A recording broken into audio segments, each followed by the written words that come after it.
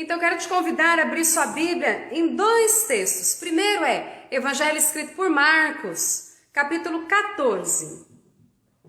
Marcos 14, 23 a 24.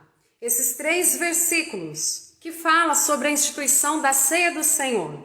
22 diz assim: E enquanto comiam, Jesus pegou um pão e, abençoando-o, o partiu e lhes deu, dizendo: Tomem, isto é o meu corpo.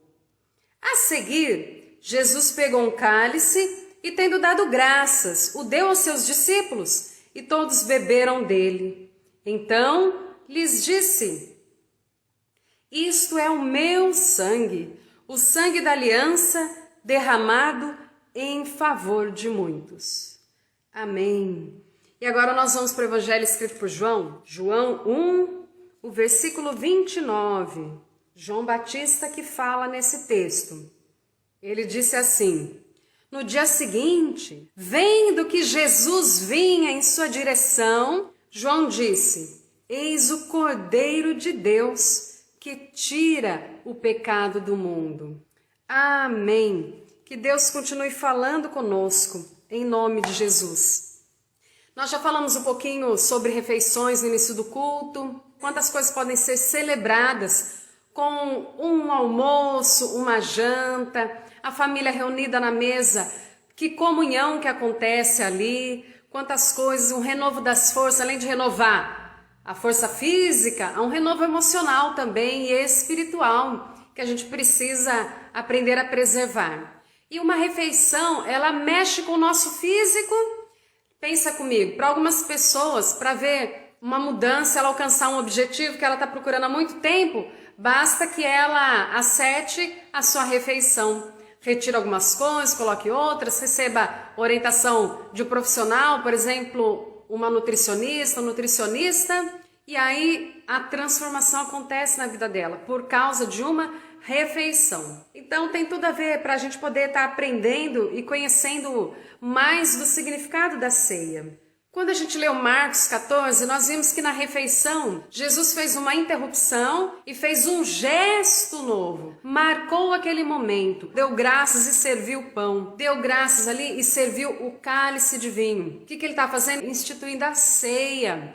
Ele estava falando para os discípulos que a partir daquele momento, uma cerimônia estava sendo inaugurada. Algo que deveria ser lembrado sempre. Era a última ceia dele de Páscoa, mas seria também a nova Páscoa sendo iniciada. Porque se a gente pensar, Jesus entrou ali em Jerusalém 4 dias antes da sua crucificação. E quando a gente viu no início do culto sobre Êxodo 12, no dia 10 do mês, era para cada família separar um cordeiro para ser sacrificado. E no 14º dia haveria o sacrifício e a carne seria comida assada. Sobre essa compreensão de João Batista, de entender que Jesus iria iniciar uma nova Páscoa, eu não sei se ele tinha todo esse conhecimento, não consegui observar outros elementos das suas confissões de fé que pudesse garantir. Mas a figura do Cordeiro, sem dúvidas, fazia parte da instrução religiosa de João Batista, sim.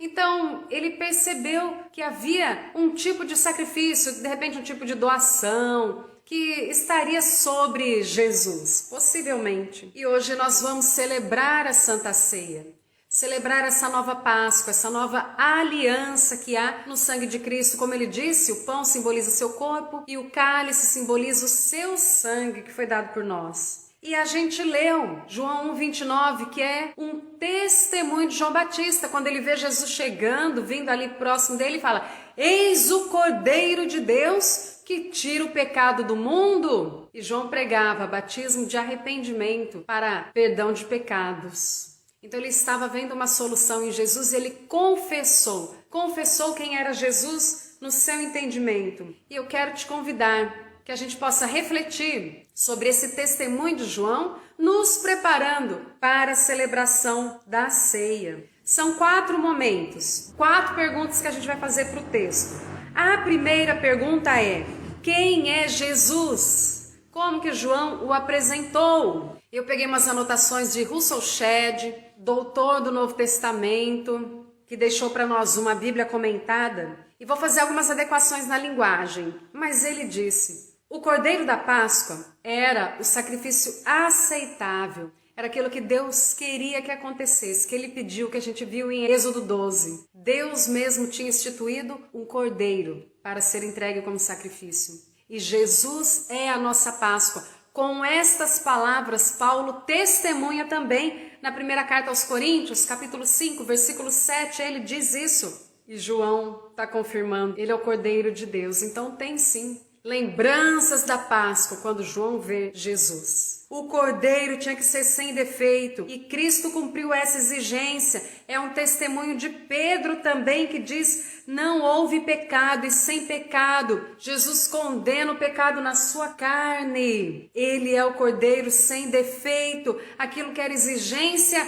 na primeira Páscoa foi uma realidade em Cristo Jesus. Como era esse sacrifício? Tinha que ser separado. 4 dias antes, eu até já assinalei alguma coisa aqui, e Cristo entrou em Jerusalém, no dia da separação do Cordeiro. Então ele estava entrando em Jerusalém, ele já estava ali se preparando para os momentos que viriam depois. E morreu no dia do sacrifício, confirmando o que eu já disse aqui. Jesus é o Cordeiro de Deus, Cordeiro Pascal. Precisava ser imolado pela congregação inteira. Foi isso que a gente leu, a gente viu ali em Êxodo 12. E se o Cordeiro era muito, que chamasse um vizinho, mas que todos participassem. Assim como Cristo foi crucificado, ele foi sacrificado pelos líderes. Os líderes civis, religiosos de Israel, de Roma e pelo povo, que pediu para ele a crucificação. Mal sabia eles, estavam todos ali envolvidos, mal sabiam que havia um benefício naquela entrega, naquela permissão de Deus para que Jesus fosse sacrificado. Um favor para o mundo todo,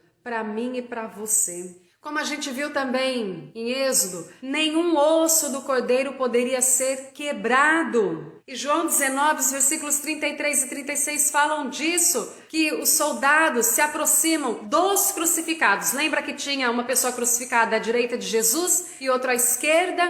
Para que eles morressem mesmo naquele dia, quebrou ali ossos dele, da perna, agiu com mais violência ainda. Mas Jesus foi livre disso, foi livre disso. Nós vimos também que o sangue do Cordeiro era símbolo do Cordeiro de Deus e fazia uma proteção no povo. Em Êxodo a gente viu que tinha que colocar nos umbrais das portas. Hoje então é na porta do nosso coração que a gente clama a Deus, que a presença do Espírito Santo cele o nosso coração e faça com que as bênçãos do sacrifício de Cristo alcancem nossas vidas. O sangue do Cordeiro derramado ali trazia proteção de Deus e libertava o povo da escravidão do Egito e nos liberta da escravidão do pecado e do castigo eterno. O sangue de Jesus nos liberta da escravidão de Satanás. Já foi. Glória a Deus, glória a Deus. Nos livra de uma punição eterna. Glória a Deus, glória a Deus. Então essa foi a primeira pergunta. Quem é Jesus? O Cordeiro de Deus. E a gente viu vários aspectos confirmando, porque aquilo que estava em Êxodo 12, várias realizações escritas no Novo Testamento confirmaram para nós. Segunda pergunta, o que Jesus faz?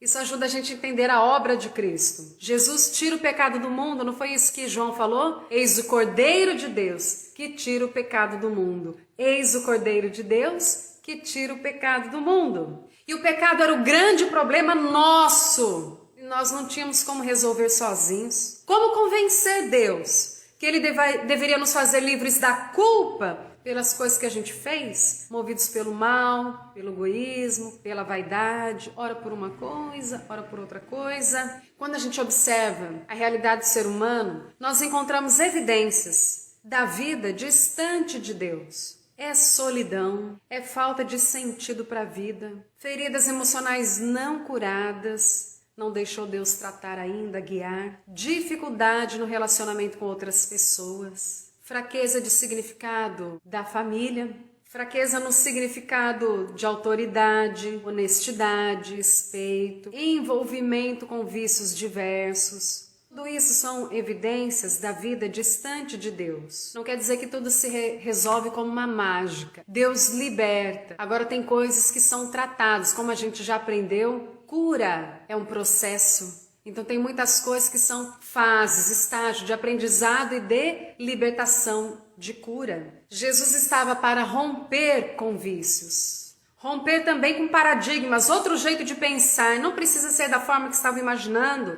acostumados, condicionados. Jesus viveu para romper com o domínio do pecado nos corações humanos. Mas tem muita gente que ainda não viveu a libertação que Cristo dá. Porque está vivendo dependências físicas ou emocionais, ou porque estão decepcionados e frustrados, sem crer na possível libertação. Mas veja, não foi a criação, o homem, a mulher que deu o primeiro passo, mas Deus, o Criador, que se fez homem, morreu em nosso lugar para nos resgatar para si, para uma vida reconciliada e de paz. O sacrifício de Cristo é único e suficiente para o pecado de toda a humanidade, para o seu pecado e o meu pecado. Amém.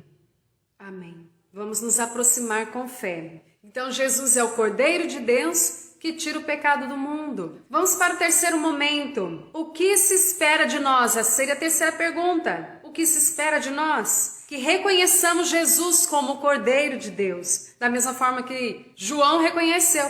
Eis o Cordeiro de Deus.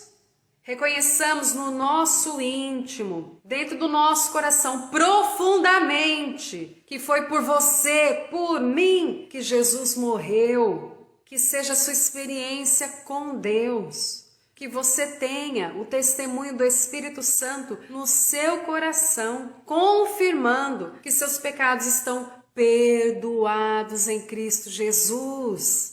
E você não precisa mais viver distante de Deus ou com medo de Deus, mas pode desenvolver uma vida de verdadeira filha de Deus, verdadeiro filho de Deus com o seu Pai. Assim seja, começa hoje, em nome de Jesus. E a quarta pergunta, o que se espera de nós? 2. O que se espera de nós? Que reconheçamos Jesus como Cordeiro. O que se espera de nós? 2. Que anunciemos Jesus como Salvador. Como João anunciou. Eis o Cordeiro de Deus que tira o pecado do mundo. É estes que vocês estão procurando. Esse é o Salvador. Ele tira o pecado do mundo. João anunciou. E Deus espera que a gente anuncie também. Depois de ter toda essa revelação, todo esse cuidado, toda essa experiência com Deus, que a gente possa contar para as pessoas que é possível e convidá-las a terem também. Compartilhemos com outras pessoas essa grande alegria, para que ninguém mais fique longe de Deus, mas viva uma vida reconciliada, perdoada e de paz. Assim seja. Que Deus esteja nos usando, sua igreja, para este anúncio, para esse compartilhar, em nome de Jesus.